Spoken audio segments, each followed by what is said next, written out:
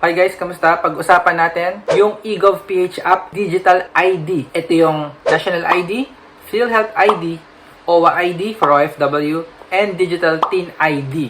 Yes, merong TIN ID sa loob. So, napaka-convenient dahil alam niyo naman sa Pinas, hindi sapat yung isang valid ID minsan.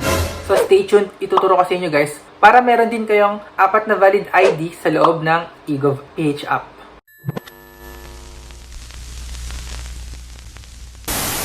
Hi guys, welcome back. Isa kasi sa mga requirement, dapat meron ka ng account dito. Nakapag-register ka na and verified na. Hindi pwede yung kakagawa lang, tapos maghihintay ka ng 1 week para ma-approve. Kung mamalasin, pwedeng ma-reject yung account mo sa eGovPH app. Tapos magre-register ka ulit ng bago. Pag-usapan muna natin yung National ID. Usually kasi lalabas yung ganito, no connection. Walang lumalabas na National ID. Ang main reason dito is hindi ka pa nagpaparehistro sa mga LGU, National ID Centers, or PSA/PhilSys offices. Ito yung tutorial ko guys kung paano mag-register. Magdala kayo ng valid ID para makakuha ng valid ID. Yes, narinig niyo ako ng tama. Ganyan talaga ang proseso. After nyo mag-register dito, maghihintay kayo ng 1 week or 2 weeks. Depende kung gaano kabilis at ka-efficient yung LGU or yung PSA office na yon para ma-transfer yung record nyo sa eGovPH app para lumabas doon yung digital ID. Same thing naman, for example, yung PhilHealth, diba? Hindi siya lumalabas sa eGovPH app. Main reason din, dahil wala pa kayong account or PhilHealth number para magkaroon ng ID sa loob ng PhilHealth, gumawa ng PhilHealth record sa mismong PhilHealth offices. Pwede rin naman online, pumunta sa PhilHealth online portal at mag-register. After that, maghulog kayo para maging active yung PhilHealth account nyo. Kung suswertehin at walang error, lalabas din dyan yung PhilHealth ID nyo.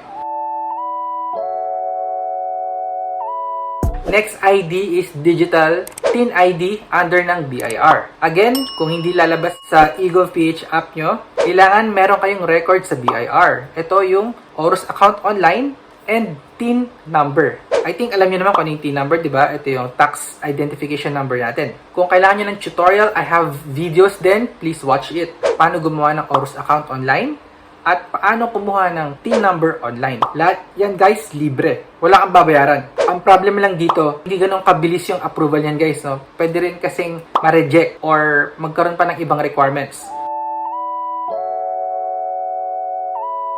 Last ID, yung OWA ID card. Ito ay para sa mga OFW. Actually, madali lang naman to guys, no? Usually naman, pag lalabas kayo ng Pilipinas, isa sa mga requirement is yung OWA. So, as long as member kayo at meron kayong contribution, lalabas dyan sa eGovPH app yung OWA ID nyo. Kung wala naman kayong OWA record, magpa-register lang sa Philippine Embassy sa abroad or sa OFW launch sa NAIA Terminal 1 and 3.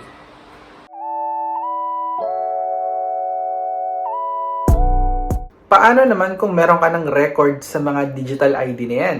So for example, meron ka ng National ID card or meron ka ng ePhil ID, yung papel. Nagparehistro ka na. Same thing sa PhilHealth mo. Meron ka namang PhilHealth number, may contribution ka, at sa BIR, meron kang tax number, TIN number, and sa OWA, for OFW, meron kang OWA number at may contribution ka din. Pero, wala yung digital ID mo sa loob.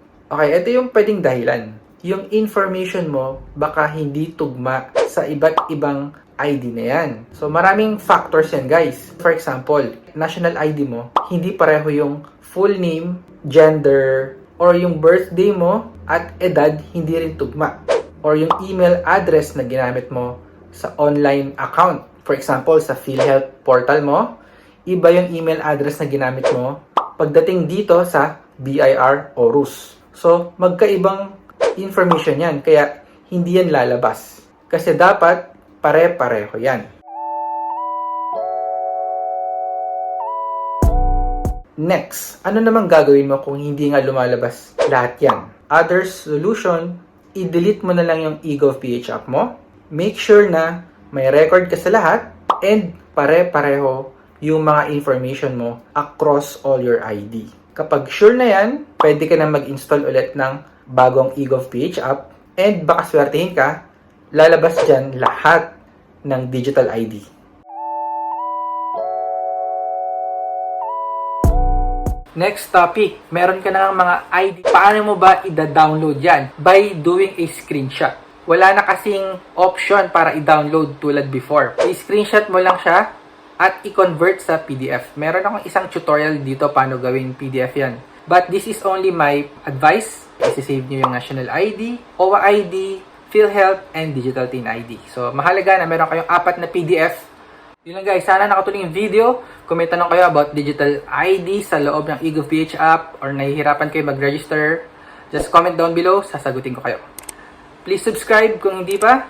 I will see you in my next video.